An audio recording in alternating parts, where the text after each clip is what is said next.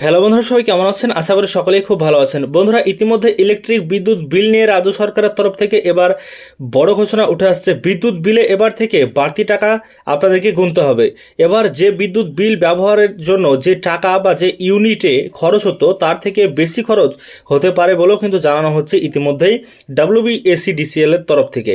তো আজকের ভিডিওর মাধ্যমে সম্পূর্ণ বিষয় জানানোর চেষ্টা করব। বিদ্যুতের বিল নিয়ে কি আসছে খবর ইতিমধ্যেই ইলেকট্রিক অফিস থেকে বা ইলেকট্রিক সংস্থা থেকে, তো সেই বিষয়টি আপনারা জানতে পারবেন। তো দেখুন, ইতিমধ্যে বলা হয়েছে বিলের জন্য এবার গুনতে হবে মোটা টাকা। কেন্দ্রের এক সিদ্ধান্তে তুমুল শোরগোল। তো দেখুন, বলা হয়েছে লাইট ফ্যান থেকে শুরু করে ফ্রিজ, এসি, নিত্য প্রয়োজনীয় সব কিছুর জন্যই দরকার বিদ্যুৎ। ইলেকট্রিসিটি ছাড়া বর্তমানে মানুষের জীবন এক প্রকার অচল। এবার যদি ইউনিট প্রতি এই বিদ্যুতের দাম বাড়ানো হয় তাহলে সাধারণ মানুষের পকেটে চাপ পড়বে বেশি।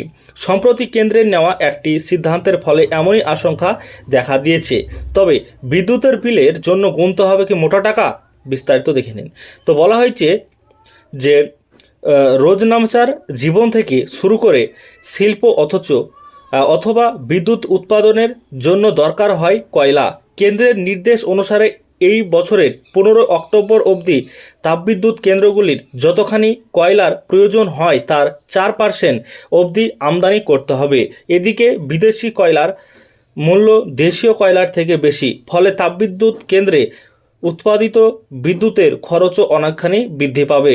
এর প্রভাব পড়তে পারে বিদ্যুতের বিলের ওপর। ওয়াকিবহাল মহলের অনুমান প্রায় 70 পয়সা করে ইউনিট প্রতি বিদ্যুতের দাম বৃদ্ধি পেতে পারে। সম্প্রতি বিদ্যুৎ মন্ত্রকের তরফ থেকে এদেশে নানা রাজ্য এবং কেন্দ্রশাসিত অঞ্চলের বিদ্যুৎ সচিব ও তাপবিদ্যুৎ কেন্দ্রগুলির চেয়ারম্যান এবং ম্যানেজিং ডিরেক্টরদের নির্দেশ দেওয়া হয়েছে আগামী 15 অক্টোবর পর্যন্ত যতখানি কয়লার দরকার তার ন্যূনতম 4% আমদানি হবে। তো দেখুন, আরও বলা হয়েছে ওই কয়লা মিশিয়েই তাপবিদ্যুৎ উৎপাদন করা হবে। এই নির্দেশের বিদ্যুৎ তৈরির খরচ বাড়বে। বিদ্যুতের বিলে এর প্রভাব পড়তে পারে বলেও মনে করা হচ্ছে। অল ইন্ডিয়া পাওয়ার ইঞ্জিনিয়ার্স ফেডারেশনের চেয়ারম্যান শৈলেন্দ্র দুবে এর বিরোধিতা করে বলেন, ঘরোয়া কয়লার মূল্য টন প্রতি 3,000 টাকা মতো। অন্যদিকে আমদানি করা কয়লার দাম 15,000 টাকা থেকে 20,000 টাকা মতো। তবে কেন্দ্রের তরফ থেকে বিদ্যুৎ তৈরিতে আমদানি করা কয়লা রাখতেই হবে বলা হয়েছে। এর ফলে বিদ্যুতের খরচ বাড়তে পারে। এছাড়া আমদানি করা কয়লা ব্যবহার করার ফলে বিদ্যুতের বিলের ক্ষেত্রে কি রাজ্য মাসুল গুনবে? তো এই ক্ষেত্রে আপনাদের কিন্তু প্রশ্ন। তো এখানে দেখুন বলা হয়েছে, এদিকে পশ্চিমবঙ্গ রাজ্য বিদ্যুৎ বন্টন সংস্থা এবং CSC জ্বালানি খাতে গ্রাহকদের ওপর কোনো প্রকার বাড়তি কর চাপিয়ে দেয়নি। কিন্তু পশ্চিমবঙ্গ বিদ্যুৎ নিয়ন্ত্রণ কমিশনের কাছে দাখিল করা বার্ষিক পারফরমেন্স রিভিউতে খরচ দেখিয়ে মাসুলের টাকা উদ্ধারের আর্জি জানানো হয়েছে। এবার কমিশন যদি সেই আর্জি মঞ্জুর করে তাহলে সেই টাকা গ্রাহকদের থেকে উদ্ধার করা হবে। এদিকে বিদ্যুৎ মন্ত্রক বলছে, এদেশে যতটা কয়লার উৎপাদন হয় সেটা তাপবিদ্যুৎ কেন্দ্রগুলির জন্য যথেষ্ট নয়।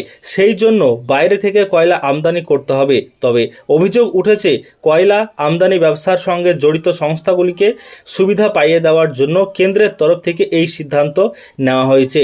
এবার এই সিদ্ধান্তের ফলে সত্যি বিদ্যুতের বিলের খরচ বাড়ে কিনা সেটাই এবার দেখার। তো বন্ধুরা, ইতিমধ্যেই বিদ্যুৎ বিল নিয়ে কিন্তু বিরাট একটি ঘোষণা একবারে রাজ্য সরকারের তরফ থেকে উঠে আসছে।